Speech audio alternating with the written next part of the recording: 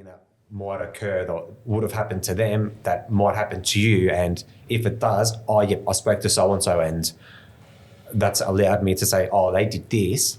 Maybe I'll try that as well. And next thing you know, you're speaking to different people and you're just learning more and more and more. And you know, like you're building your own database.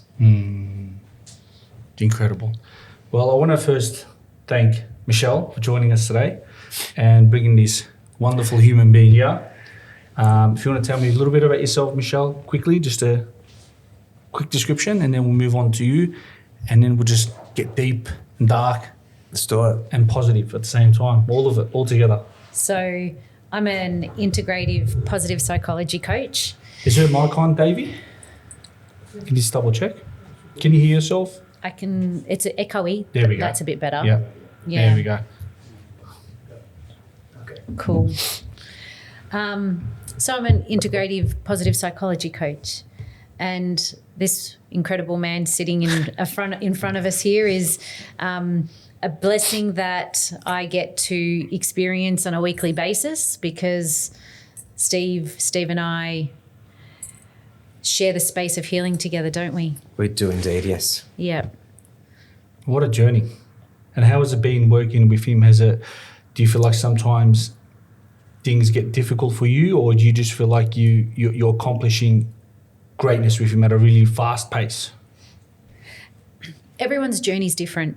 So healing's most certainly not a one-size-fits-all approach. And what would work for me may work for you, just in a shape-shifted kind of way, and then it might not work for somebody else. So the beautiful thing about all of this is you just don't know until you experience it firsthand, and you're able to validate it on your own accord based on your own experience. And there's no time frame.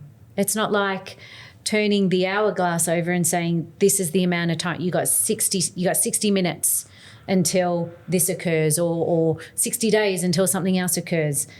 It's a journey. And the key to that is identifying how patience will be your virtue that unlocks every door to the next phase of becoming.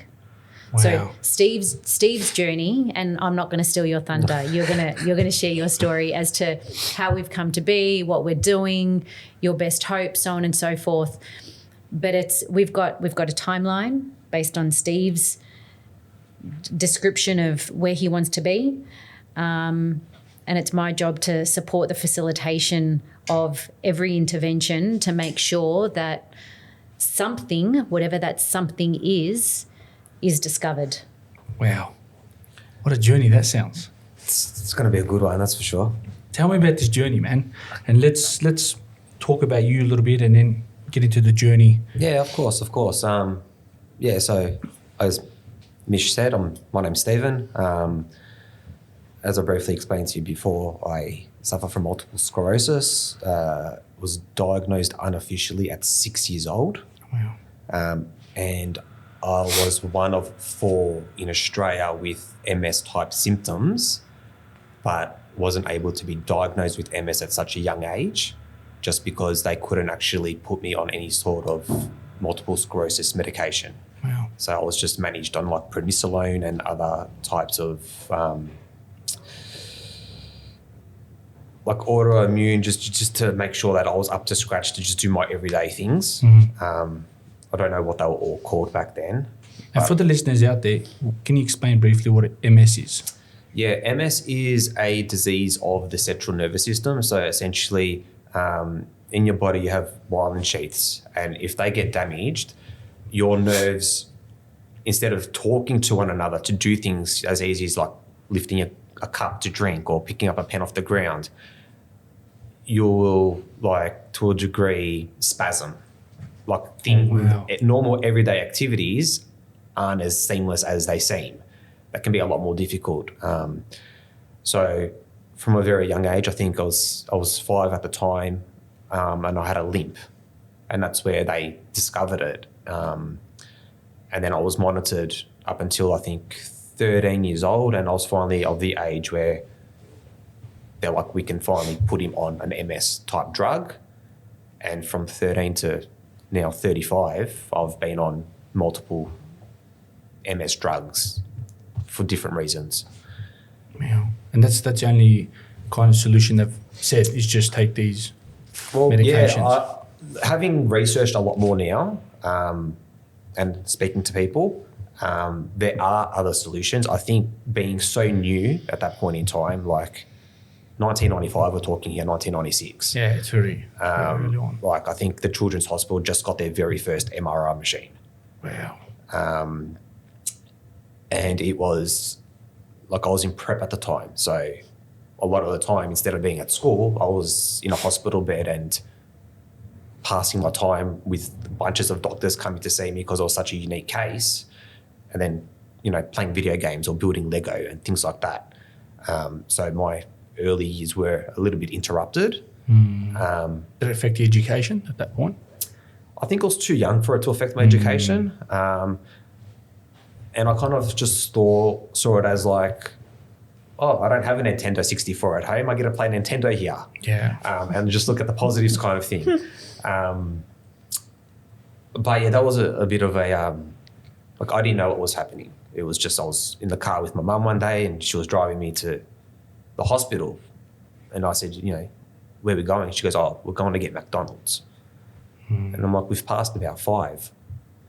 She goes, oh, no, this is a special McDonald's. I was like, okay, like at 5, you're not going to really question anything.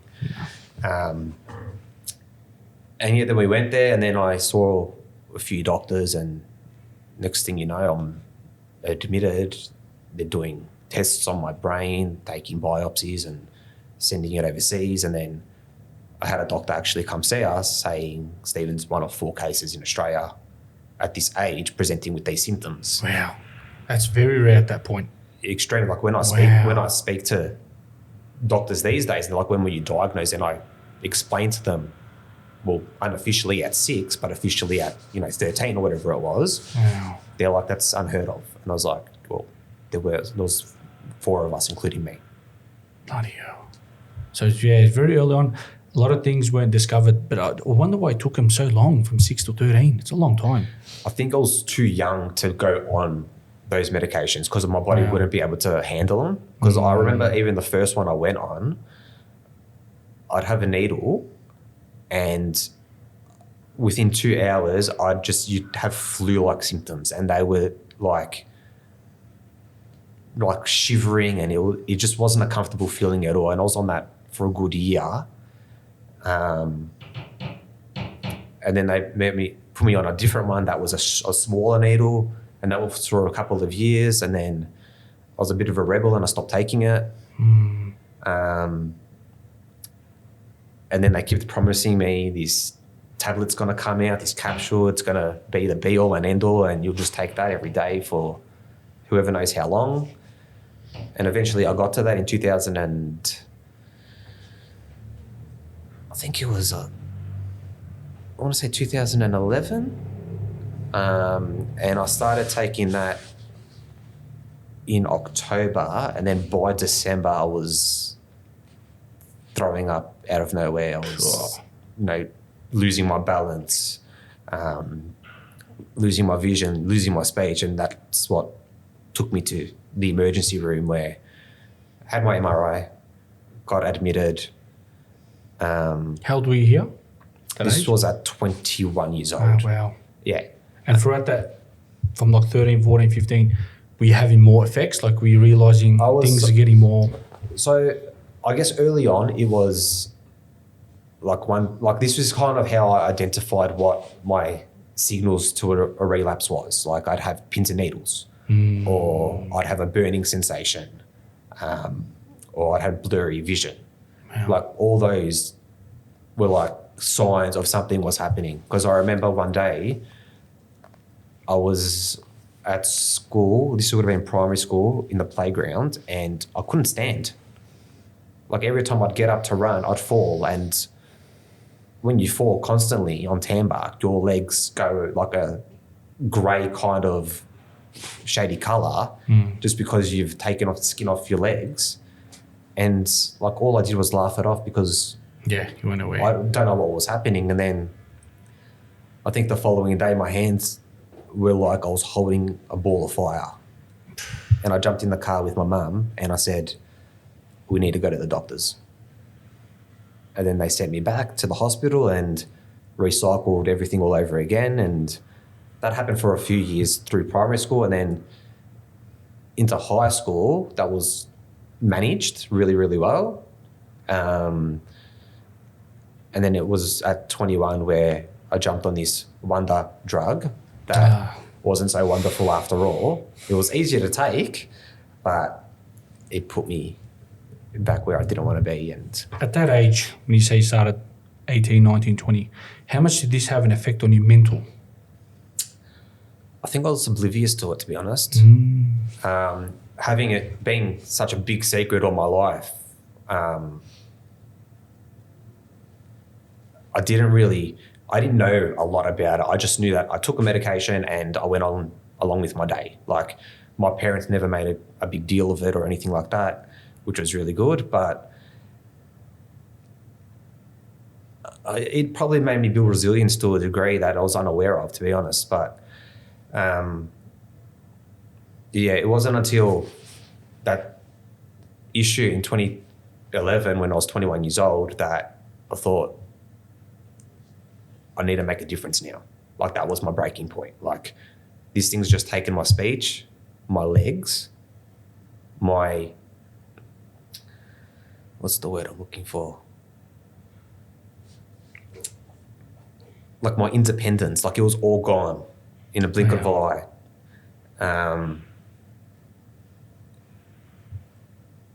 And then I was actually partnered up with a gentleman in the hospital next to me, and he wore an eye patch.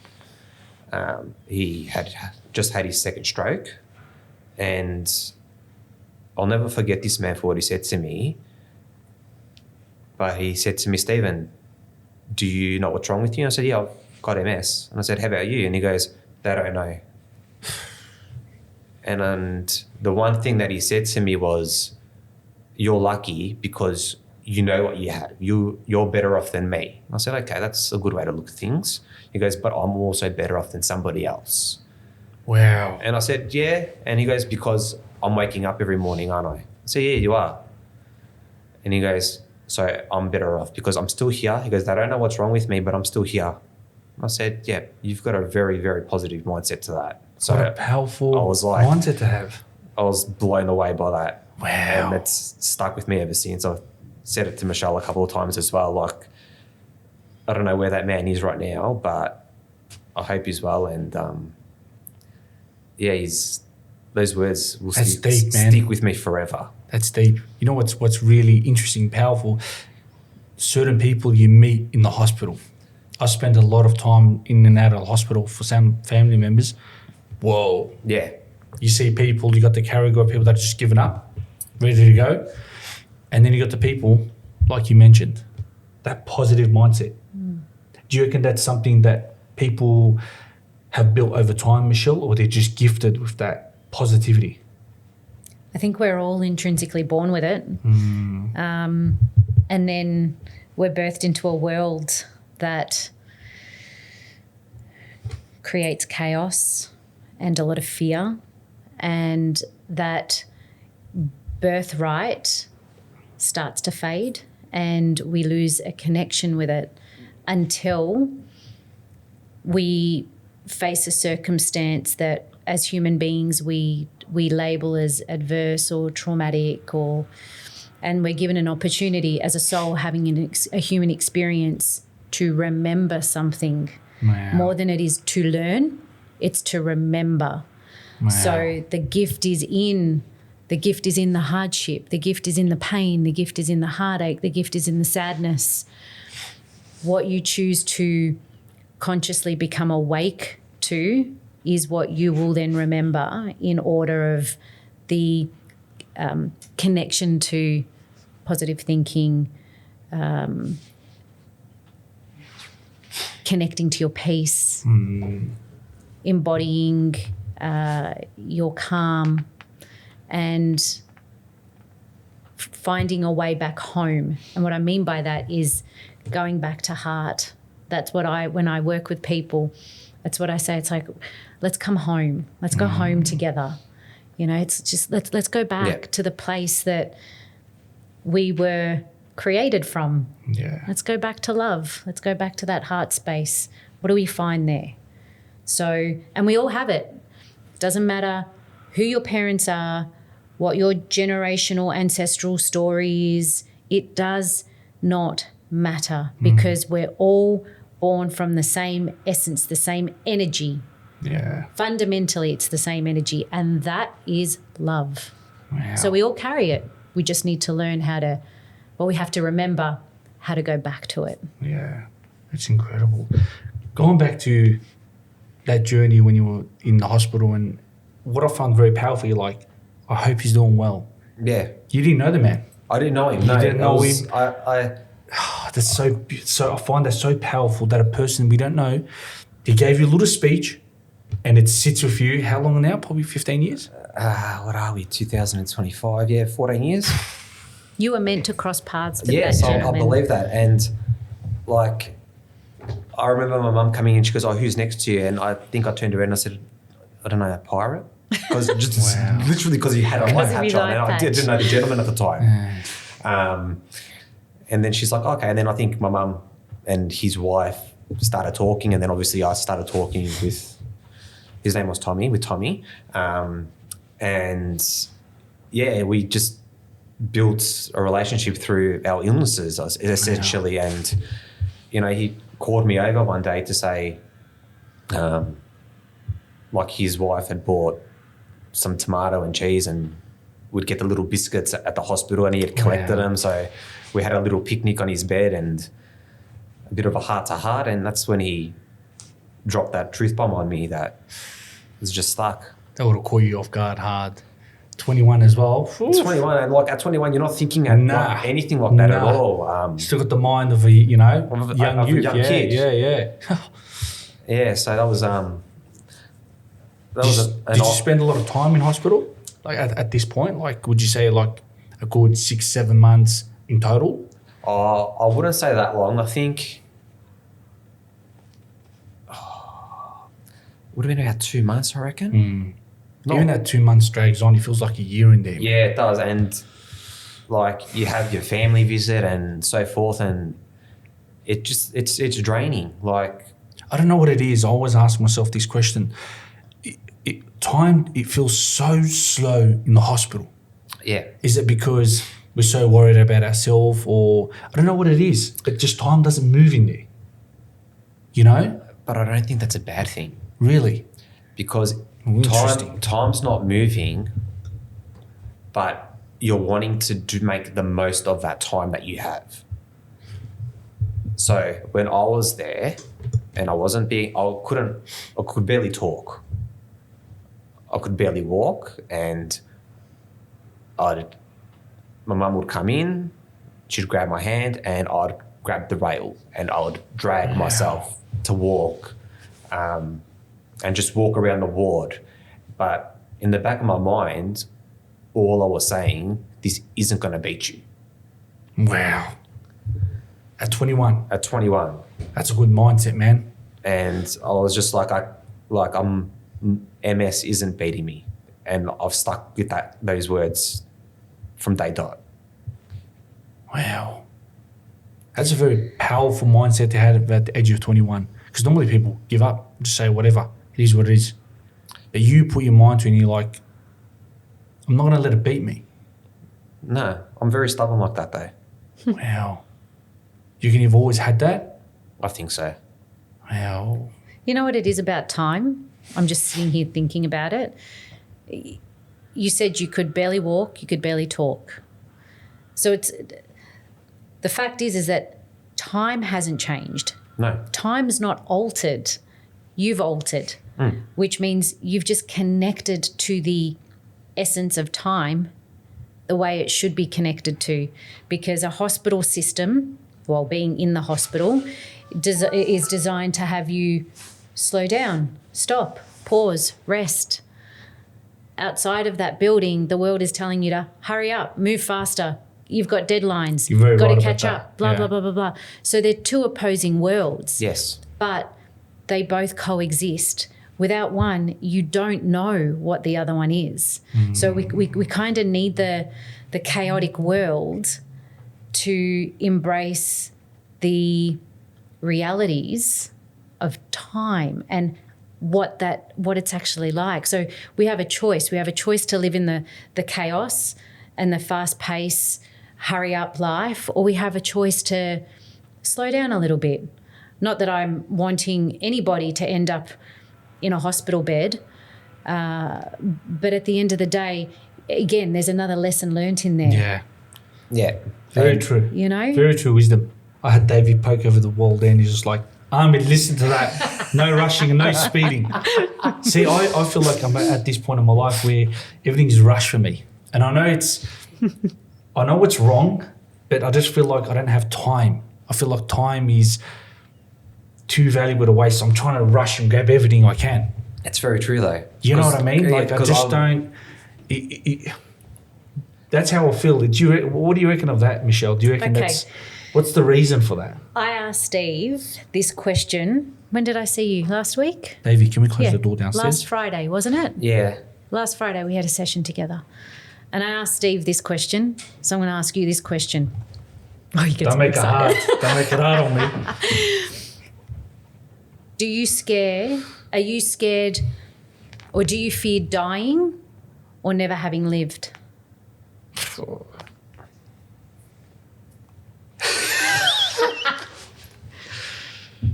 Are you That's a very scared good of question. dying or never having lived?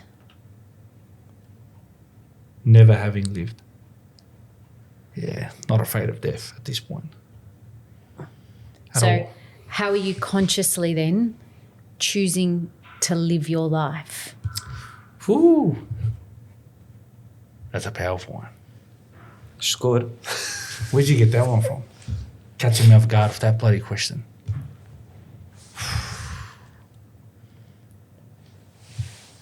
So this is you being immersed in presence.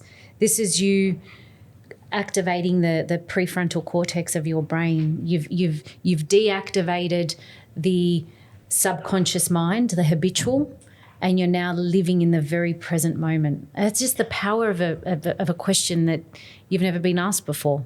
Wow. She is good with them questions. No more questions from you, Michelle. It's a rhetorical one. I'm still expecting you to answer it. Maybe at a later date, though. We can't leave him off that easy. Catches me off guard of that. 21, 22, 23. Now we're getting into the...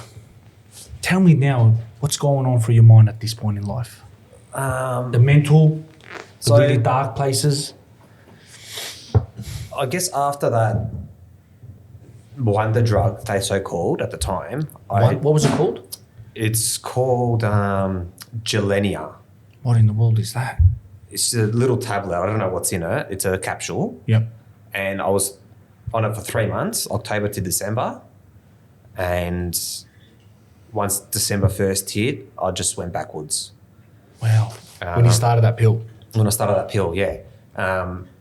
Obviously, I've gone into hospital now. They've moved me to another drug called Tysabri, which is an infusion every 4 weeks.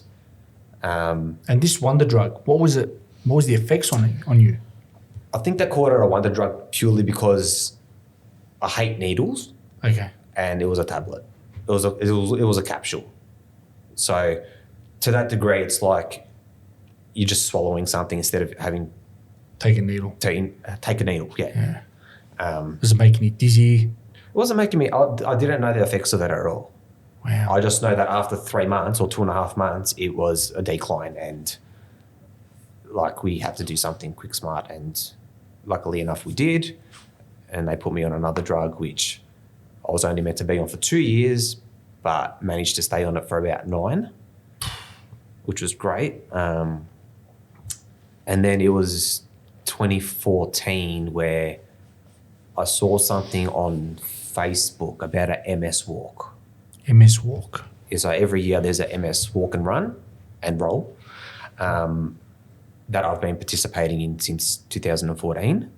And I used that as my avenue to get information out. So I had written up part of my story, put it online, and, you know, people were donating, people were obviously, you know, sending their good thoughts and things like that. And then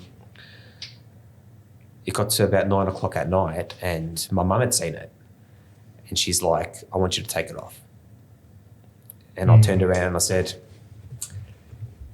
it's been on the internet all day.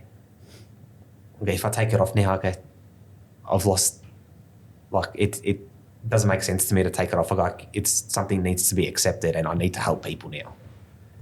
And then that's when she came around and she was more comfortable accepting that I had a condition. Did it ever upset you growing up that you didn't feel like that support from the family, like, oh, you know, that you got an illness? And you know how some families, very cultural families like my family and a lot of people, when it comes to diseases, it's like, yeah, that's all right, you'll be all right. It's okay. Did you feel like you lacked that support growing up? I don't know. I didn't lack it because it was never front of mind. Okay. I was always treated like anybody else. I did what everybody else did, you know, swimming, athletics, soccer, whatever it was. Like I did it all. Obviously not to the level that other kids could do it at, but I was present and I was having fun, and that's all that really mattered at that point in time. So there was never like a downer on my adolescence coming up into adulthood. It was something like, it was just part of life for me that I accepted. Like, yep, I'm going every Friday to have an injection, or every second day I'm going to inject myself and things like that. Like, it wasn't something that I cemented that, oh, poor me, I've got to do this. It was just part of life. Do you reckon him growing up, he kind of bottled a lot of his pain? Because I feel like it was, in that moment in your life growing up, you knew you had this and you're like, you know, I wanted to fight it. But do you feel like you locked away some of your emotions? 100%. What do you reckon that is?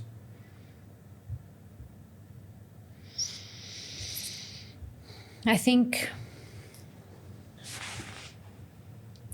you, as children, our parents are our greatest teachers.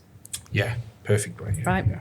So as a child, you only know what you know based on the people who are fundamentally caring for you the majority of the time. Beautiful sign, yeah. So if mum and dad, when little Steve was, you know, going through the motions and experiencing what you were experiencing, then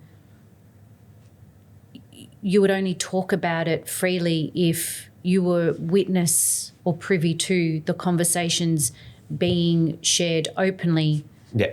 based on those examples. We carry around and we box up our emotions a lot when, whether it's cultural reasons or anything in between, when we're told to toughen up. She'll be right. You'll be fine. You know, that's weak. Expressing emotions is a sign of weakness. Well, on the contrary, expressing emotions is actually very much evident of being a sign of strength, where you can inhibit and demonstrate strong acts of bravery and courage in the space of vulnerability.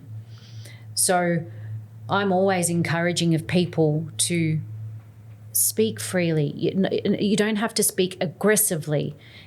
Even if you harbor the emotion of anger, anger doesn't have to be expressed with aggression. Yeah. Anger can still be respectful. Anger can be polite. Anger can be assertive, and anger can be firm. It doesn't have to be violent. Yeah. There's like a saying that, you know, people expect you to be weak and soft and kind, but instead be a monster, but learn how to control it. That's right. That's it. Because in this world, in my opinion, you got to learn how to be tough, strong, and brush off certain things. Yes. And what I found interesting, what you said was how you spoke to your mother, and you're like, it's been up all day. Yeah. And then she kind of accepted it. Yeah, like it's there, it's Yeah. done. Like I love that kind of mindset. It's done. It's happened.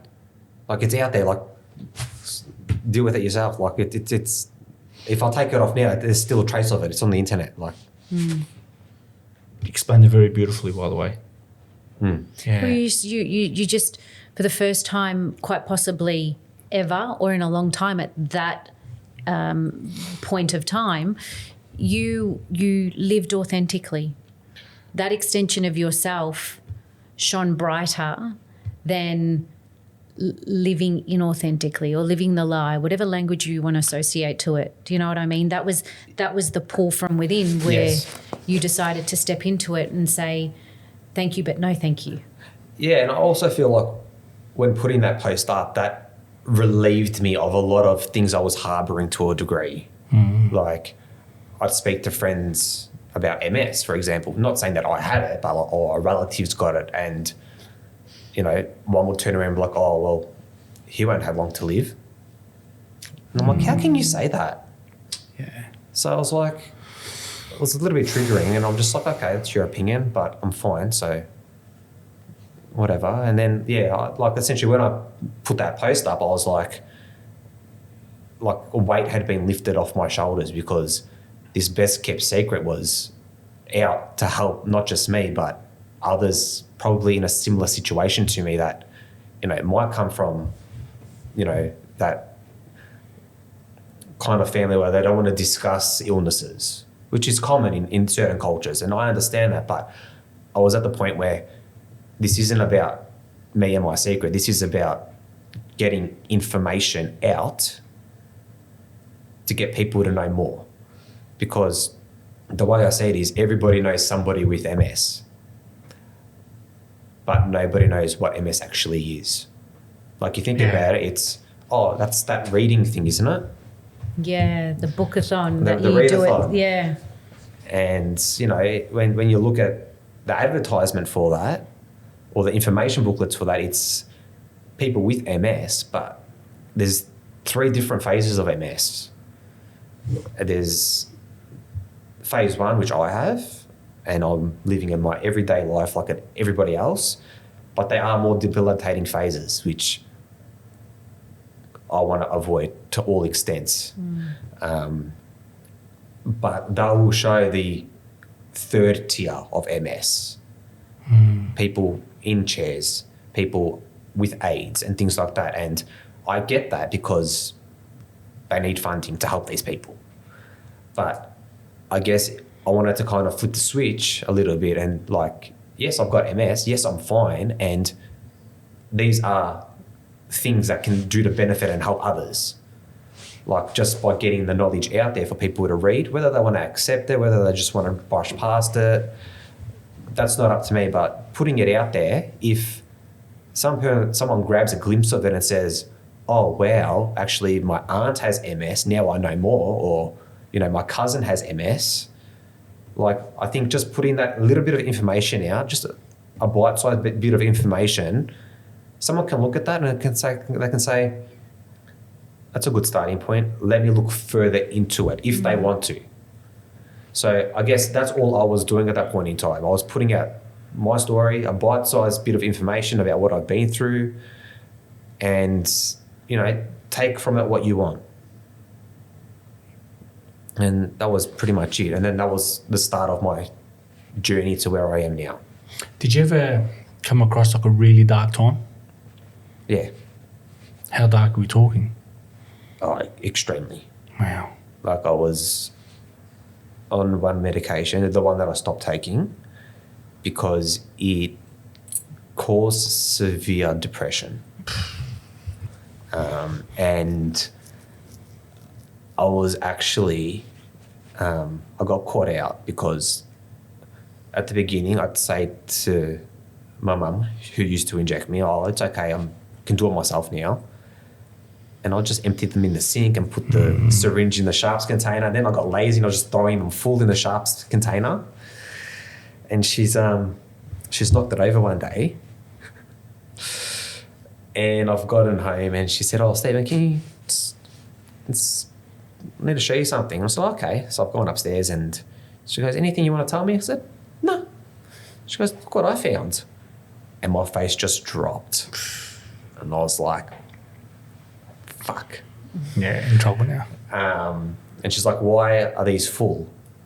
And I said, this is what I'm dealing with, and they're affecting my mental to a severe degree. And she's like, oh, okay. Next thing you know, I relapsed, of course. But then, moved to the next drug and then the one after that. So they worked for that time, but if they were going to cause me, to be in a depressed state of mind, I didn't want to continue on that drug. And I had to rebel to get my point across to a degree. Very interesting, because I know someone that's gone through seizure medication to trying to figure out why they're having seizures.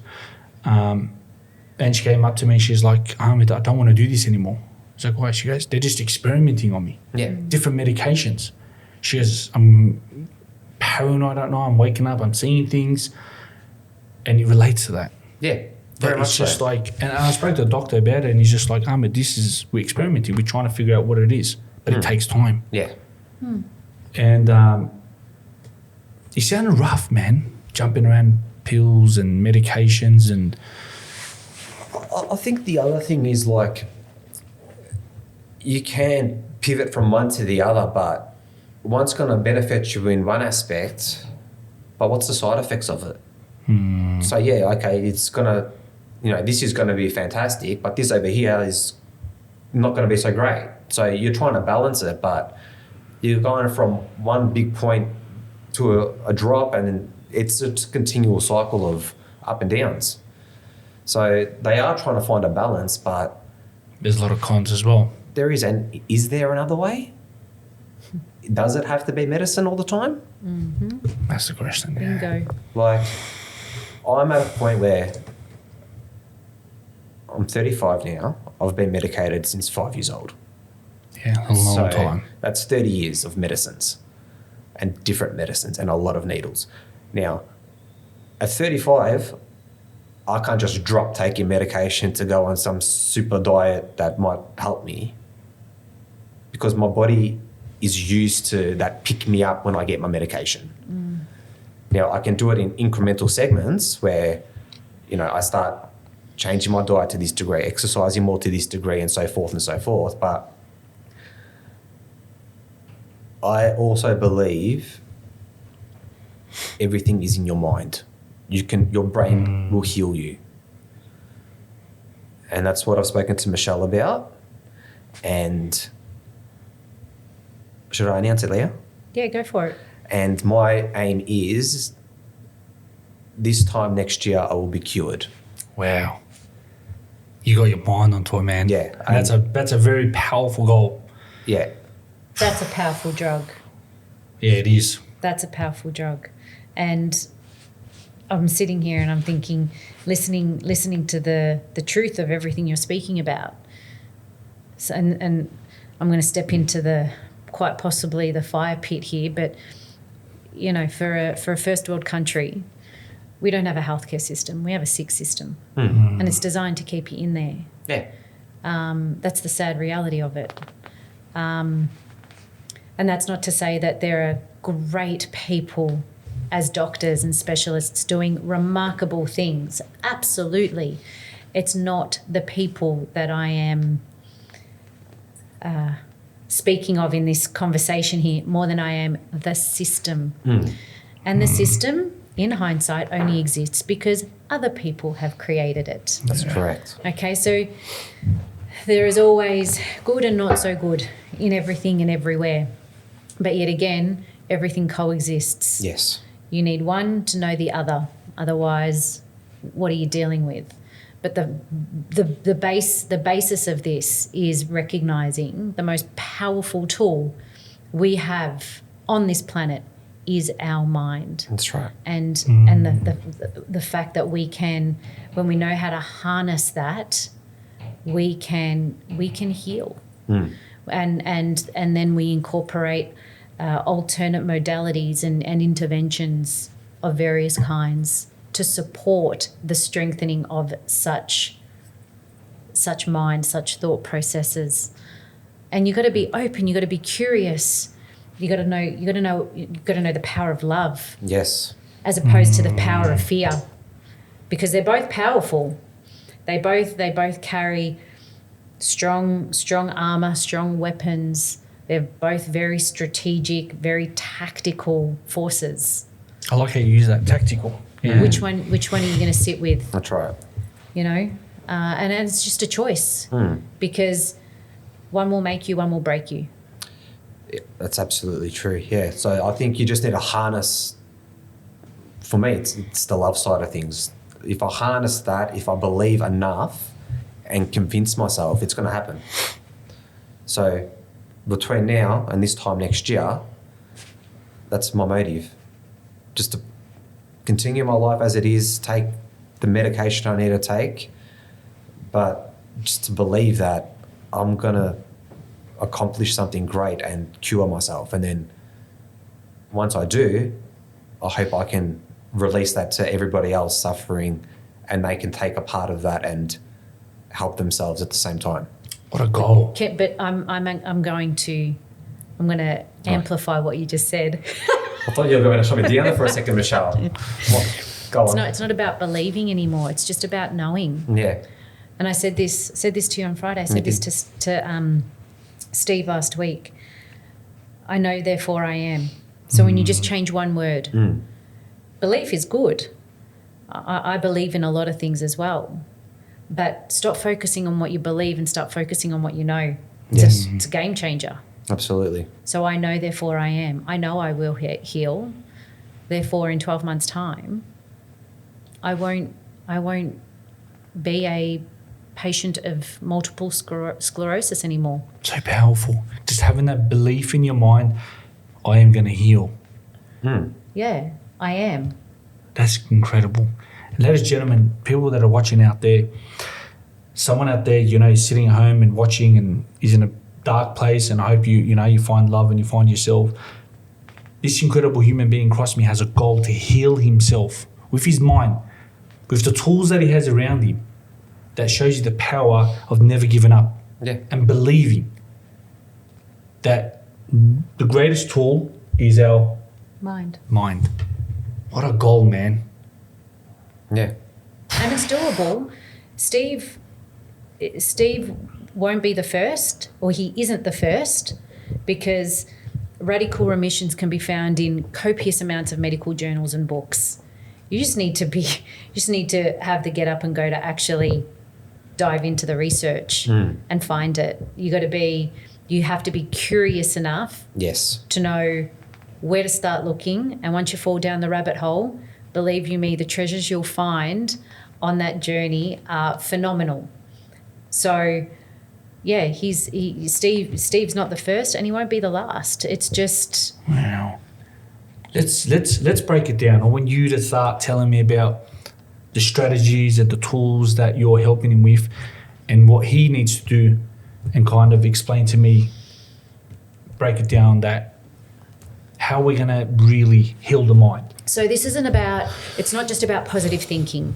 And I don't want people watching today possibly criticizing me or judging me and judging a book by its proverbial cover, saying or thinking, well, she looks like she's got the perfect life, she doesn't look like she's got any ailments, blah, blah, blah, blah, blah.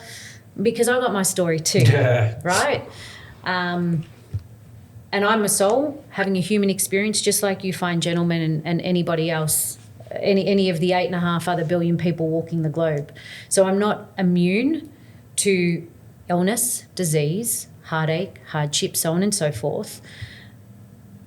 But right now in this present moment, I am a healthy 42-year-old woman, right? Partly by choice. I don't drink, I don't smoke, I exercise where possible, I eat healthy, everything in moderation, blah, blah, blah, blah, blah. But at the moment, I'm not suffering from anything adverse in terms of physical ailments. So I'm blessed. But it's one thing to just have power of the mind and positive thinking, you've also got to be willing to experiment. And we're talking about a chess game. It's been sitting here in front of me this entire time. I keep looking at it, fascinated for some unknown reason, but it's obviously in front of me because I'm going to reference it. This chessboard could be just as powerful as the next wonder drug. Why? Because if we start to engage in an activity that we're unfamiliar with, we've just stepped outside of our comfort zone. Yeah, bloody hell, it's a good one. So we are learning, remembering. I'm still sort of splitting hairs with the language I associate in this conversation, but you're doing something different. Yes. Doing something different takes you out of the norm. It takes you out of habitual practices. No longer do you feel based on what you're used to. You've now forgotten because you're having a different experience. In that different experience where you're no longer thinking and feeling the same thing, you're thinking and feeling something entirely different. That gives your physical body on a cellular level something new to work with. Now, all of a sudden, you've just taken a different drug. Yes. What's the drug? It's a chess match. It's a friendly game of warfare, of aristocrats. But whether I'm teaching you how to play chess or you're teaching me how to play chess, we're just doing something different. Yes. So that's in reference to a chess match where you can incorporate a little bit of healthy competition and some banter and whatnot. But then you take something like meditation and people go, oh, no, I'm not meditating. I can't meditate. I don't do it. That's for hippies. That's for, another lifetime. What are you scared of? So now we start talking about different things. Now, meditation is an interesting thing because it encourages, it's inviting people to sit in solitude. And I've said this numerous times. I'm of the fundamental subjective belief that the one thing most humans are afraid of in life is themselves, because that's where we start to think, that's where we start to feel, and nobody wants to do that because we live in a society that just continuously wants to numb and pretend. Yeah. Nothing heals in that space. Stop numbing, stop pretending. So that's where we start talking about healing and going on a journey of, and from a positive psychology perspective, it's not to sit in the pain or to relive it. More, it's just to imagine this was a really pitch black dark space and we've got 2 candles sitting on the desk. In order for us to know how to move the chess pieces, we've got to create a little bit of light. So we fumble around for the lighter, we find the candle, we light it, we got just a little bit of dim light to know what chess pieces we need to move. So we start to go on a journey of exploring what exists, where have your pain points been in your life? Taking little steps. Just baby steps. All we're doing is using hindsight as our portal, right? So you step into it or you look into it just for a little bit. This was traumatic. I was bullied as a child. My mother abandoned me. My father passed away unexpectedly. Anything and everything. What have you attached to in terms of a fear-based attachment because of that trauma, because of that experience? You're harboring something. You've attached yourself subconsciously now over a period of time to that expression that you've experienced. So you need to forgive.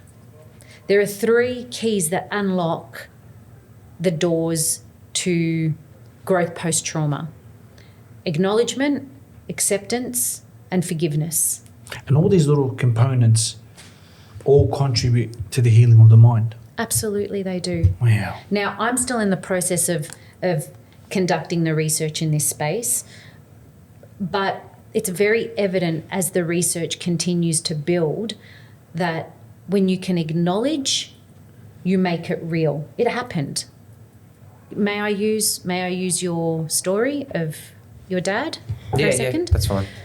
My father passed away unexpectedly. I jump off a plane, I get a phone call, shit's hit the fan. Yeah. Basically. So you've just dealt with something completely unforeseeable, completely uncontrollable, completely unforeseeable. Sorry to hear that, by the way. That's all right. Because of the nature of unexpectancy, to protect us, the brain switches over into this mode of protection. This isn't possible. It's not real.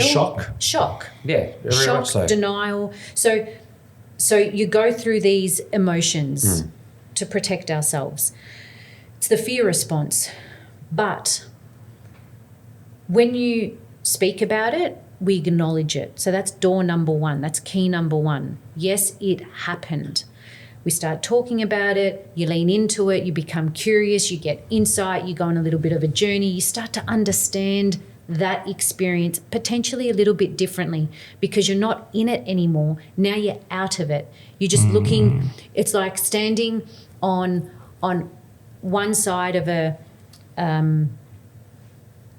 big space and the experience is on that side. You're not there anymore. You've now moved over and you're looking at it from here. So you've got a different viewpoint. Yep. But it's still real. Now you've gained a different perspective. There's greater understanding in some way, and it happens so beautifully. It's a beautiful organic process where through that curiosity, through the understanding, we discover compassion, and compassion allows you to accept, yes, this happened. I accept. I unexpectedly lost my father. I unexpectedly lost my daughter. I unexpectedly lost my dad.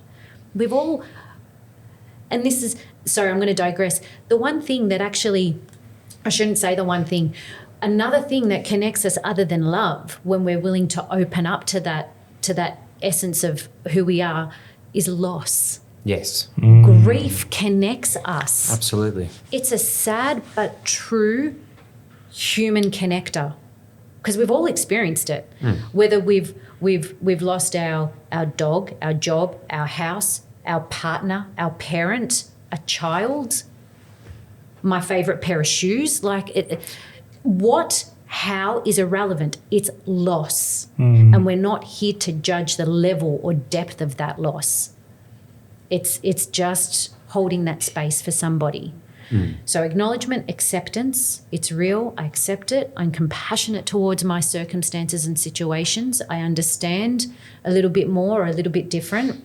Now, what do I need to do to unlock the last door? Because it's that last door that's going to allow you to take steps into the flourishing, the thriving, the actual growth. That's the becoming phase. So forgiveness looks different for everybody. And we never forgive. We never take part in an act of forgiveness for somebody else. It's got nothing to do with somebody else. It's got everything to do with you. Because the person, more than likely, that you need to forget is no longer in your life, living or dead. So how do you forgive someone who's not in your life? It's not for them. It's for you. Wow. It's releasing the shackles of attachment to fear, abandonment, resentment, whatever the attachment is. You need to let go of it. They don't. You do. It's your shackle. It's your burden. It's your cross to bear. Stop carrying the cross. So whether it's through letter writing, which more often than not is the most powerful intervention I've come to identify. Journaling, yeah? Well, journaling is, yes, journaling is powerful. But when you can sit down with pen and paper with the conscious intent of connecting to that soul, living or dead, to forgive, to ask for forgiveness. So pretty much pen and paper and write a letter to someone that passed away? could be passed away. They could still be living. Wow. They could still be living. It's just that you no longer have a connection, right? So you may have had a huge blow up with somebody. No longer are you in each other's lives. You parted ways. The last interaction you had was harsh, aggressive, violent. You told each other where to go, and that's it. That was the last point. So you've just exiled all forms of communication. It's not with the intent necessarily to give the letter to that person, albeit you can if you wanted to, but it's to relinquish the hold of the toxic emotions that we carry because of that circumstance. Now, again, we only label it as toxic because as our human form, we need to assign the language to it so our brains can understand it. But is it toxic? I don't know. Like, again, I'm not here to say it is or it isn't. Forgiveness looks like, I forgive you for hurting me. I am sorry. So you have to take accountability. It's not a one-way street, right? Life, connections and relationships aren't a one-way street. No, yeah. So own your shit. You can forgive them, but you also need to ask for forgiveness. And then as an overarching, all-encompassing warm blanket in all of this, say thank you. What are you actually thankful for? Because you may have ended in war, but you started off as ally. You started off as friend. Does that make sense? What are you thankful for today, Michelle? What am I thankful for today? I am thankful for, first and foremost, being able to wake up and go to the place where I work that's safe and comfortable. I get to wake up. I don't work. I love what I do. I do it because it comes from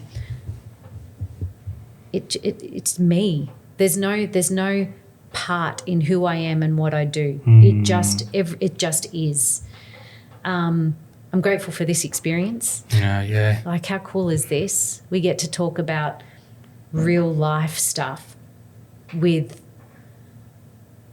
conscious awareness, passion, trying to get a message out there. You know, I'm grateful because I can feel. Yeah. I think, you know what I've just said is all important, but most importantly, I'm grateful because I get to feel. I'm not numb. Yeah. I know what numb is. I numbed. Numbness is... I numbed because of my pain. And numbing is not nice. That's not living. It's a I'm weird feeling. grateful because I can feel. It's a weird feeling. Numbness is a really weird feeling. It just numbs your pain and you're just like a frozen iceberg. Absolutely, yeah. What about you? What are you grateful for today? Yeah, like Michelle, I guess, you know, the ability to wake up this morning, you know, to walk today. You know, there has been days that I've woken up and I've had to remain in bed for who knows how long just to get my legs to go again. But, you know, the fact that, you know, I got up this morning, I walked, you know, I went with my partner, took my son to school, to the kinder. Just the little things that make a big difference in my life. Like, it doesn't have to be anything massive that you're grateful for. It's just the little things that are normal in anybody's day-to-day life. It's a success. Does your son contribute to your motivation in life? Absolutely. Tell me about it. Because I feel like a lot of people underestimate how a true blessing children can be. Yeah, of course. So after the loss of my father, I knew once I accepted it that I had to become a father. That was a goal, to become a dad. A year later, I met my now fiance and we've got a little boy. And, you know, when we found out we were having a little boy, it was the most incredible feeling I've ever felt in my life. So I did have an illness. I did fall ill last year as well, which put me out for quite a few months. But again, having been through what I went through when I was 21, Motivation. I just knew I'm walking out of here. Wow. And to amplify that was my son. Wow. Yeah. So I already knew that I was getting out. And then with the backing of my son being in my life, I knew I'm walking out of here. Like I had a little trolley I was pushing around and things like that to help me walk again. And, you know, they said to me, you know, you can take it home if you like. And I said, no, it's staying here. Wow. You know, they'd have an orderly come to collect me. And I said, no, that's fine. I'll walk up. Just because I had to rewire myself to be ready to be with him. The stuff we do for our loved ones Absolutely. is incredible. How was the experience of the loss of your dad? How was that grief? So I had just come back from a 5-week holiday in Europe. Probably one of the best holidays of my life. You know, 4 of my best mates, had a great time, and it was a shock. I got home and there was all these cars in my driveway. Oh my gosh, he didn't even know. So I'm thinking, like my first thought was, I didn't bring gifts for everybody. Like that's where my headspace went. Yeah. Then to enter the house and be bombarded with the news that my dad had passed, whatever was in my hand shattered. And I literally walked into the main room of my house, like the retreat area, and my whole family was there. And it was overwhelming, so I walked to the corner and I just broke down. I didn't want anyone to come near me, and it was later that night that my mum said to me, "What do you want?" I said, "Simple, I want to see my dad." She goes, "He's gone." I go, "I want to see his body. I don't believe you." And she made it happen. We went the next day and I saw him. The shock of disbelief, I think that moment there. Yeah, I didn't believe Yeah. it. Like, and again, with what Michelle said, with death comes togetherness. My house was full. It just goes to show how with loss, everyone does collect. They drop whatever they're doing and they'll come support. That's right. Like, you know, they might have X, Y, and Z going on in their lives, but, you know, when a brother, a father, a cousin, a son passes away, everything else is insignificant. Yeah. Nothing matters Like, anymore. it does not matter anymore. And it's about coming together and supporting one another through a difficult time. So How was it seeing him? it was an eye-opener. And the first thing I said to him was, "Dad, it's okay, you can wake up now." And obviously that didn't happen. So I walked out and bored my eyes out once again and had to, I guess, start that acceptance part. It's a disbelief. I never can seem to understand it at that moment there. When you sit there and you're staring at someone that's, you know, passed away, it's like, it's a disbelief. Yeah, it is. Sometimes I think to myself, he's packed up his bags and he's just gone on a holiday and he's come back someday. But then I realize, no, I buried this person. Yeah. Even looking at him, it's just, it's weird, man. It It's is scary weird. and it's like, I don't know how to explain it. It's just really, really dark. It is, Ahmad. And the way I look at it as well is his vehicle's gone. I know he's still around me though. That's bloody good, man. Wow. Like, Wow. I ask for things, like it might be a car spot and bang, it appears. Like I might have misplaced something at home and it's a quick, "Hey Dad, where did I put it?" And I walk into the next room and it's start bang in front of me. Like it's uncanny things like that, which, you know, has not religious, it's very spiritual. So If we stop looking at each other in human form and recognise again We're a soul having a human experience. You've said that so poetically. We are a vehicle. Yeah. This is a meat suit. I love that one. That It's was just, really good. it's like, you know how as we go out and we buy a new car and you have choice of brand, make, model, blah, blah, blah, accessories, all of the above. We're no different at birth. No. Oh, yeah. This is the vehicle my soul chose. Your soul chose your vehicle. Your soul chose your vehicle. Yeah, absolutely. Look after it. It will become an antique and a relic one day. That will eventually stop working. But the soul lives on. From the womb to the tomb, That's it. That's right. you know? And it's, I spent so long, Steve, for such a long time trying to understand death, man. And it got to a point where it was just killing me too much. It's just, like Michelle said, you just need to accept it. It's going to come. Yeah, and I think the other thing is, for months and months, maybe years, I always asked the question, why? And then I realized I've got to stop asking that question because I'm never going to know. Yeah, see? Yeah, you're right. If you keep asking why, you're not going to get the answer you want regardless. So why ask it? That's right.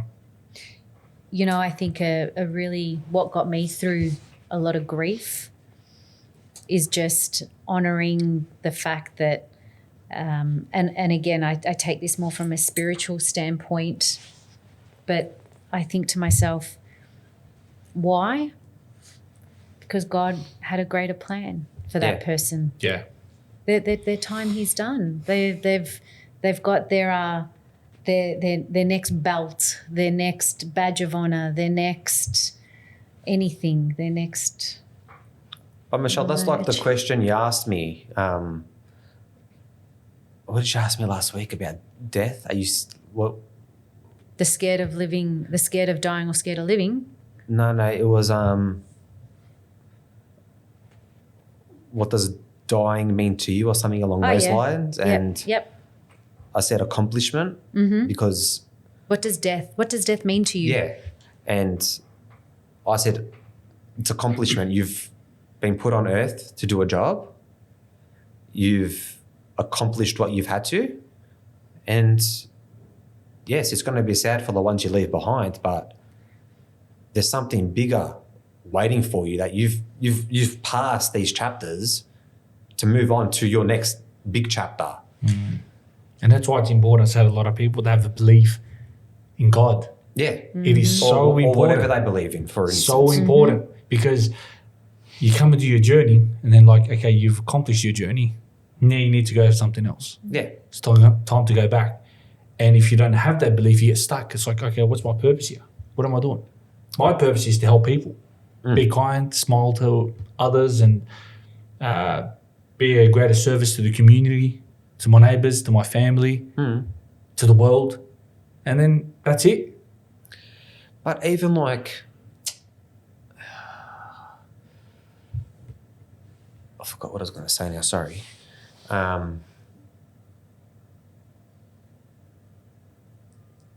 No, brain fade. Sorry. That's all right. And we're talking about Yeah, God and the belief and how important it is to have a belief. How important is it, Michelle? Well, it's an extension of oneself. It's the transcendence. Yeah. that's what I was going to It's say. the- Actually, when you get hit by something difficult, A calamity. yes, and you don't have belief or faith, what are you going to fall back on?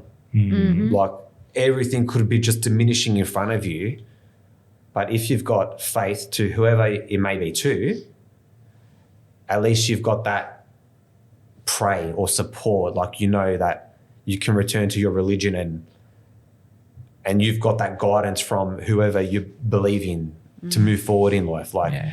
Very important. if you're Having religion is very, very important. if that's gone as well, where are you? You're at a dead end with yourself. How much did having belief in God help you through your journey? A lot. A lot, yeah.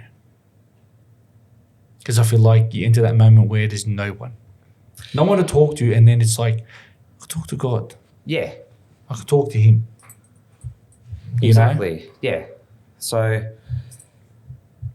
I don't know, I think it made me appreciate the church a lot more, not because it did anything for me, but it was just a calming environment. Like I walked in, do my cross, light my candle, and just sit. Yeah. Didn't have to speak to anybody. I just wanted to sit. And then when I was ready, I'd get up and I'd leave. No one can tell you what to do. No, nothing. It was just me and my mind and peace and serenity. That's powerful, man. I've looked something up. Oh God, here we go. Hebrews chapter 11, verse 1. Faith is the substance of things hoped for and the evidence of things not seen. And I know it, but I always look it up because I want to make sure that I get the flow of that correct. I actually did a video for my own socials page on that just a couple of weeks ago because it's that whole, I think it just encapsulates perfectly the essence of faith and belief and connection to something greater than that of ourselves. It's very important. It's very, very important. And like I always say to everyone, never shy of it. Believing in God is very important. Yeah. I don't know how you practice, whatever way you practice, just believe that there's always light at the end of the tunnel.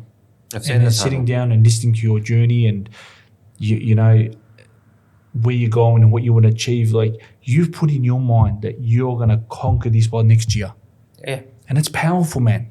People don't realise it's very powerful. That's it. You've locked in. Mm-hmm. Some people have a goal, they want to reach $10 million or they want to have 10 houses or 10 cars. Your goal is you're going to overcome this disease, you're going to beat it and you're going to crush it. Yeah. And you're going to move on. Yeah. And then I'll get my $10 million and my 10 cars. It's all going to come along. Yeah. It's crazy. So what kind of strategies do you do these days? That's practicing, obviously working with Michelle, but what are you practicing? What are some tools that she's told you to do? So I did see someone prior to Michelle as well. Yep. It was a fantastic help. And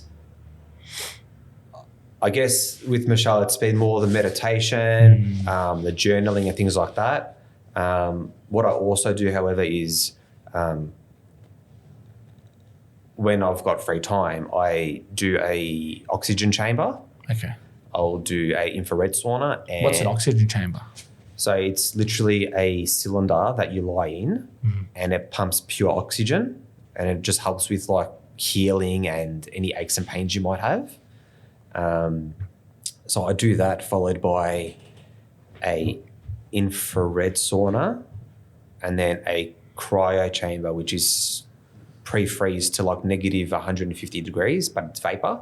Okay. So you're only in that for 3 minutes. And then I use the, I forget what they're called, but like those compression pants people wear. Forget the name of them. So I just do that when I can and it just helps my legs go and make me feel better. Do you enjoy nature? Nature. Do you enjoy nature? I do. I feel like nature is very therapeutic. It's very healing. You know, just exploring certain places, and I feel like as human beings we're explorers. It goes back to what you were explaining early on, that we need to get uncomfortable and explore things. Yeah. You know, we're created to explore, and the moment you take that away from yourself, you become stationed and comfortable. What I also think is, on the aspect of nature, is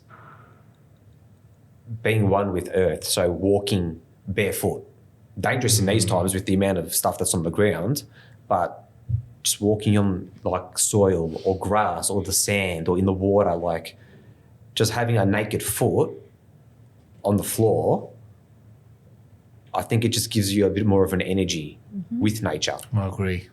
I've tried that at the beach, on the sand. You just walk along the water of the sand. That's right. It's a different feeling, man. It is, isn't it? Especially when there's very quiet and very peaceful.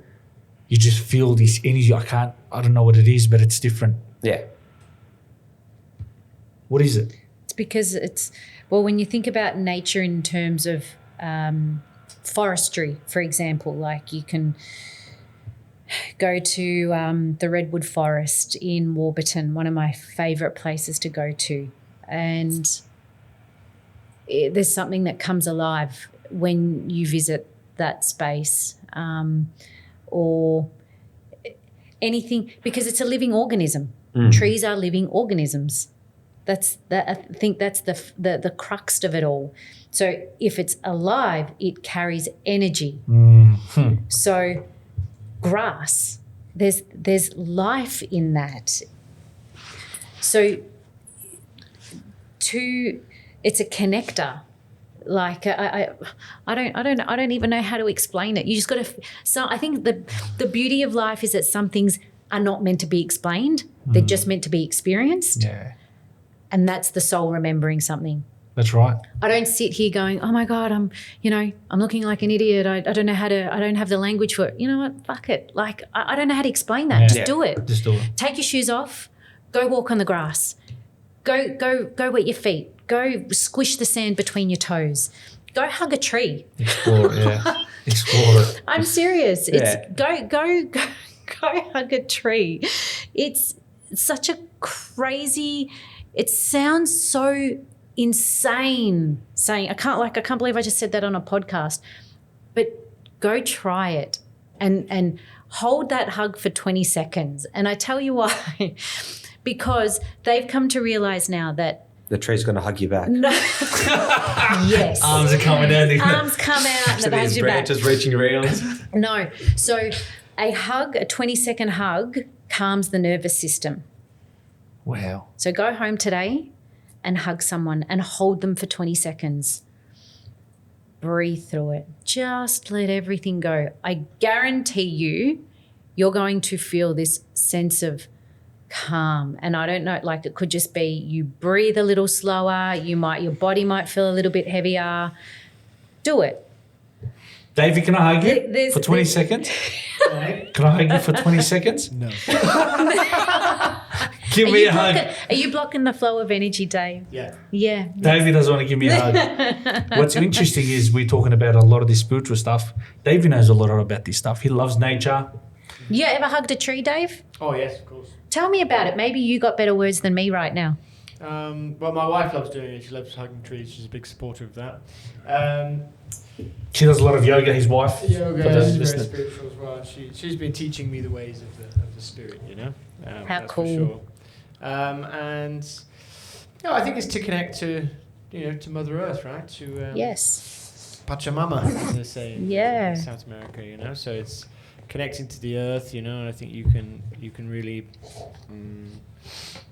find more of a spiritual connection if you touch nature and you're there with it, you know. Fresh air and all that, you know. Do you think it's because, you know how I was talking about this whole love, the energy of love and fear? Do you think it's because mother energy and what is created in that realm of nature is pure love? Like when you really think about it, does a blade of grass hold fear that it's going to get stomped on? Does a tree fear that it's going to get cut down and used for firewood or building and construction? Or does it just live in the true essence of its divine creation? Yeah, 100%. So when you hug the tree, when you walk on the grass, when you put your feet in the water, it's nothing but the purest form of love, which in hindsight is what we are too. We're just disillusioned to it. We just forget. I don't know, maybe, I don't know, just putting it out there. I believe that. I'm a big believer of that. Going back to you, Steve. What is some stuff you want to share with the world? Love, advice, experience. What is something that from the heart you want to share to the world, to the listeners? Put me on the spot now. Oh, yeah, that's what we do. Just like what Michelle does. Whatever you want to share inside. That's very true. That is what Michelle does. I guess not to ever give up. You know, whatever hand you're dealt, if you think it and you believe it, you'll achieve it. So I think I'm going to be cured. I believe I'm going to be cured. This time next year, I'm going to be cured. So for anyone listening, if you're going through a similar time like myself or whatever it may be, and you're in a dark place, your mindset is your number one priority to get straight, find faith if you need to, or whatever makes you comfortable, and, be in a positive mindset. Give yourself affirmations, for example. Don't speak negatively about yourself or anybody else, especially yourself. And, wonderful things will happen and you'll see yourself in a better light. And I hope you crush this dream, and I hope you crush this goal and you accomplish curing it with the wonderful people around you, and yourself, Michelle, you're doing wonderful work, and I really hope you overcome it and you grow, and your family get to, sit around and say, he accomplished it. He beat something that he had his whole life, but he beat it because he believed it. Yeah. And I hope nothing but success and peace and tranquility and happiness, and nothing but just, peace and happiness for you, my friend. It was an absolute pleasure to sit down and listen to you and observe what you had to say. And, the way you see life and the positivity you have. Because someone out there is in disbelief. Someone out there is giving up on themselves. But I want them to know that as long as you have life, keep moving forward. That's right, yeah. Crush it all, and it's been an absolute pleasure. And Michelle, for joining us today and bringing this wonderful person on. I really, really appreciate this. This was wonderful. A lot of opened my eyes to a lot of things. Sometimes I sit to myself and say, but now I think to myself, I'll say, okay, he's got this that he's battling, but he's still believing. So that's a big eye opener for me. So I really, really appreciate you guys joining me. It was a beautiful time, flew like dust. And you always catch me with these crazy questions. You got to piss off and leave me alone with them. She does that, huh? She does. Sounds like a cobra. Like a sniper. Thank you for having me on. I appreciate it. Oh, I appreciate it. It was lovely. It was lovely. It was an honour. And Michelle, anything you would like to? I'm just proud of him. Thanks, Michelle. Yes. The big man. He's going to crush it. Yeah. Absolutely. Yeah. Thank you so much. Thanks for having us on. Oh, it's an absolute pleasure. Big eye opener, man. Big eye opener.